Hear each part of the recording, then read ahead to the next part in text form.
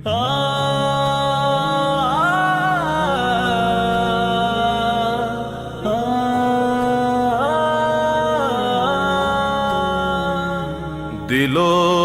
نگاہ کی دنیا نئی نئی ہوئی ہے، دلو نگاہ کی دنیا نئی نئی ہوئی ہے، درود پڑھتے ہی یہ کیسی روشنی ہوئی ہے، درود پڑھتے ہی یہ کیسی روشنی ہوئی ہے۔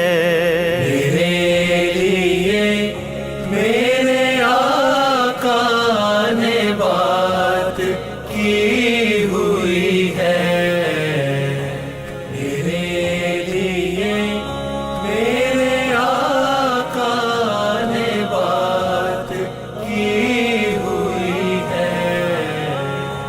میں بس یوں ہی۔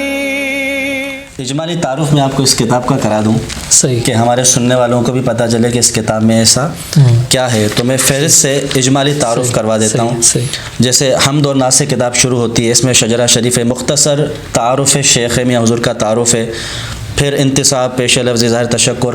جو مواد شروع ہوتا ہے توحید سے، توحید کی اقسام، توحید افعال، توحید صفات، توحید ذات، الوہیت کے راز، اور صوفی کے بارے میں ہے کہ صوفیہ کرام کون ہے، ان کا طرز عمل کیا ہوتا ہے، ان کا شعار کیا ہے، وہ خیال غیر سے کس طرح پاک رہتے ہیں، ان کا فہم و ادراک کیسا ہے۔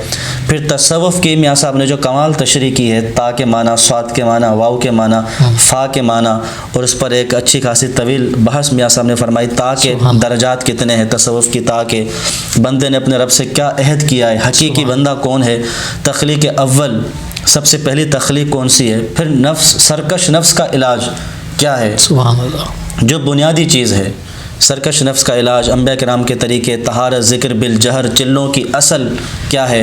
اسی طریقے سے مولا کائنات نے دعائے سیفی کی دعوت، حضرت انس کو جو 11 اسما تعلیم کیے گئے وہ بھی اس میں ہے، سبحان اللہ، جس کے پڑھنے والا 11 اسما کو پڑھنے والا ہر قسم کے جبر اور ظلم سے محفوظ رہتا ہے، سبحان اللہ، وہ اس میں ہے۔ اسی طریقے سے تابعین کی ریاضت کیا تھی، کشود، اہل ناسوت، اور بہت ساری ایک طویل یہ فہرست ہے جو اتنا وقت نہیں ہے بیان کروں۔ تو نفس کی پہچان کے طریقے، محبت، عشق حقیقی، عشق مجازی کے بارے میں فرق، ذکر خصائل رذیلہ کو دور کر دیتا ہے، اور اسی طریقے سے ہماری جو نماز ہے وہ کیسی ہونی چاہیے، آیا رسمی نماز ہے یا حقیقی نماز ہے، حقیقی نماز کیسی ہوتی ہے۔ اسی طریقے سے بعض لوگ سمجھتے ہیں کہ ہم ذکر کریں گے تو ہماری دنیا اجڑ جائے گی، تو اس کے بارے میں میاں صاحب نے فرمایا کہ ہر آدمی کی دنیا اجڑ جاتی ہے، کیا مصیبت ذکر سے ہی آتی ہے۔ سورہ مزمل کے ذریعے بارگاہ رسالت صلی اللہ تعالیٰ علیہ وسلم میں حاضری ہوتی ہے، اس کا ذکر کہ کس طرح پڑھنی ہے اس کو۔ اسی طریقے سے ذکر غوثیت بھی اس میں ہے، کہ جو غوث کے مقام پر فائز ہوتے ہیں وہ کون سا ذکر کرتے ہیں، قلندر ذکر کرنے والوں کی تربیت کون کرتا ہے۔ اسی طریقے سے آج کی جنگ کیا ہے، ہماری خواتین کی رول ماڈل کون سی خاتون ہونی چاہیے۔ اسی طریقے سے اللہ اور رسول کی محبت کے بارے میں، اور عاجزی اور انکساری کے بارے میں، اسی طریقے سے عارفین کے بارے میں، اولیاء اللہ کے بارے میں، عفو و درگزر کے بارے میں، اور میاں صاحب کی جو مجذوبوں سے ملاقات ہوئی اس میں سے ایک حصہ اس میں ہے۔ میاں صاحب نے پہلی دعوت کون سی دی وہ بھی اس میں ہے۔ خضر علیہ السلام نے پہلی دعوت کون سی دی وہ بھی اس کے اندر موجود ہے۔ ادریس علیہ السلام پر کتنی طرح کا علم اتارا گیا وہ بھی اس کے اندر موجود ہے۔ ایثار کے بارے میں، اور خدمت خلق و ایثار کی نظر بد کیا ہے، اس کا علاج کیا ہے، انبیاء کرام پر جادو کیوں ہوا، کیا ابلیس پر بھی جادو ہو سکتا ہے، یہ اس میں ہے۔ اسی طریقے سے جو لوگ سمندر میں کام کرتے ہیں ان کو کون سے عمل کرنا چاہیے کہ وہ جادو ٹونے سے محفوظ رہیں، صوفیہ کرام کا طریقہ کیا تھا، وہ اعتکاف کیسے کرتے تھے، اعتکاف کی اقسام صوفیہ کے نزدیک۔ پھر سب سے بڑی بات جو سالکین کے لیے ہے مراقبہ ہے، اس میں مراقبے کا ذکر بھی ہے کہ مراقبہ صحیح کیسے ہوتا ہے، کتنی دیر کرنا چاہیے، اس کا صحیح طریقہ کیا ہے، اس میں یکسوئی کیسے حاصل ہو، مراقبے کا مقصد کیا ہے، لا کا مفہوم کیا ہے۔ پھر تصور شیخ اور ذکر کے بارے میں کہ تصور شیخ افضل ہے یا ذکر افضل ہے۔ اور میاں صاحب تو فرماتے ہیں دونوں ہی کرنے چاہیے. اور بیعت کے بارے میں، خلافت کی شرائط کے بارے میں. اور دیکھیں آپ، ایک بہت بڑی یہ فہرست ہے، اگر میں ساری بیان کروں تو اچھا خاصا ٹائم ہوگا، تو میں بہت مختصر کر کے بیان کر رہا ہوں. خلافت، سجادہ، ہمارا سلسلہ کیا ہے، ہمارے سلسلے کے بارے میں، ہماری نسبتیں کتنی ہیں، اور میاں صاحب کی اپنے خلفاء اور مریدین کو ایک تلقین ہے، اس کے اندر ایک نصیحت ہے کہ وہ اپنے ساتھ کون سی نسبتیں لگائیں. منظور حسین شاہ صاحب کی اس میں کرامتیں ہیں. میاں صاحب کی، میاں منظور حسین شاہ صاحب رحمۃ اللہ علیہ سے کیسے ملاقات ہوئی، ملاقات کا ذکر ہے، بیعت کا ذکر ہے. اور منظور حسین شاہ صاحب اور عثمان میاں کا مزاج کیا تھا دونوں، جیسے میاں حضور نے فرمایا کہ ہر ولی کسی نہ کسی نبی کے نقش قدم پر ہوتا ہے. تو منظور حسین شاہ صاحب اور عثمان میاں رحمۃ اللہ علیہ کس نبی کے نقش قدم پر تھے، اس کا ہے. پھر آخر میں چونکہ ہم نے یہ چاہا کہ اس کتاب میں پڑھنے والے کو کسی طرح کا ذکر و اذکار سے شغف رکھنے والا ہے وہ بھی اسے مل جائے، سلوک سے شغف رکھنے والا ہے وہ بھی اسے مل جائے، اگر وہ علاج معالجہ چاہتا ہے روحانی یا جسمانی تو بھی کچھ مل جائے. میاں صاحب نے تو بہت ساری ہزاروں کی تعداد میں نسخے بتائے ہیں، تو اس میں سے کچھ 200 صفحہ نمبر 203 سے لے کر 224 تک، تو یہ تقریباً 20-21 صفحات بن گئے. اس میں روحانی علاج معالجے ہیں، جیسے مرد و خواتین کے معاملے، آنتوں کا علاج، تھائرائڈ کا علاج، حمل ضائع ہو جاتا ہے اس کا علاج، دل کی دھڑکن کا، آپریشن کے بعد جو عورتوں کے ساتھ ایام کی خرابی ہو جاتی ہے اس کا ہے. اسی طریقے سے جو خواتین کے جو اندرونی مسائل ہوتے ہیں اس کا علاج معالجہ ہے. اس میں شوگر کا علاج بتایا، 3-4 علاج میاں صاحب نے، روحانی علاج بھی بتایا، جسمانی بھی بتائے. اسی طریقے سے گلے کی تکلیف کا، رشتے میں رکاوٹوں کا، کہ رشتے جن کے نہیں آتے بچوں کے یا بیٹوں کے، ان کے علاج بتائے ہیں. اسی طریقے سے کھانسی کا، بچوں کے بارے میں، اور ڈپریشن کا علاج، سر درد کا علاج، ڈسک کا، ریڑھ کی ہڈی کا درد کا علاج، جوڑوں کے درد آج کل عام ہے، اس میں چند ایک اس میں علاج بتائے ہیں. میاں صاحب نے ہارٹ اٹیک سے حفاظت کا عمل بتایا اس میں کہ ہارٹ اٹیک سے حفاظت کے لیے کیا کرنا چاہیے، اور ڈائلیسس پہ جو چلا گیا ہے اس سے کیسے نکلے اس کے لیے بھی میاں صاحب نے اس میں طبی نسخہ بتایا.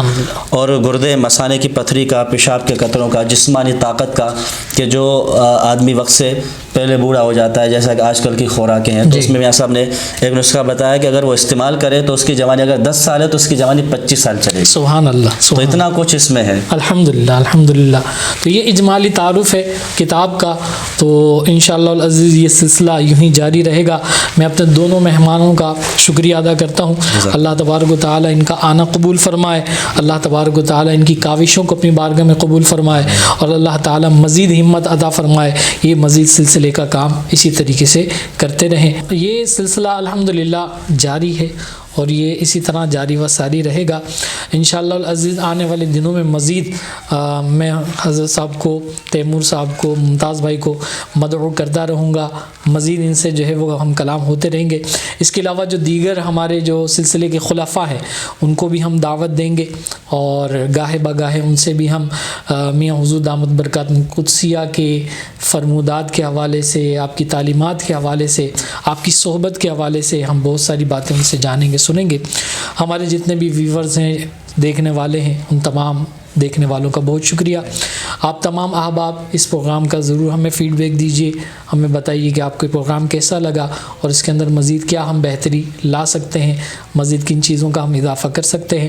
اللہ تبارک و تعالی سے دعا ہے کہ مولا کریم ہماری اس حاضری کو قبول فرمائے. اللہ تبارک و تعالی اپنا فضل اور خیر ہمیں عطا فرمائے. میاں حضور دامت برکات قدسیہ کی کامل توجہ اور عنایت ہمیں عطا فرمائے. وآخر دعوانا ان الحمدللہ رب العالمین. تو نہیں آ گیا ہوں محفل میں بس یوں ہی تو نہیں آ گیا ہوں محفل میں، کہیں سے اذن ملا ہے تو حاضری ہوئی ہے، کہیں سے اذن ملا ہے تو حاضری ہوئی ہے. میرے لیے میرے آقا نے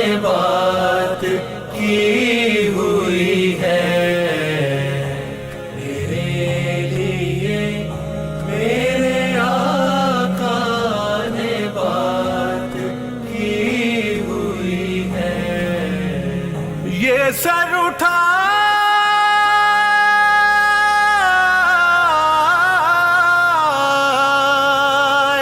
جو میں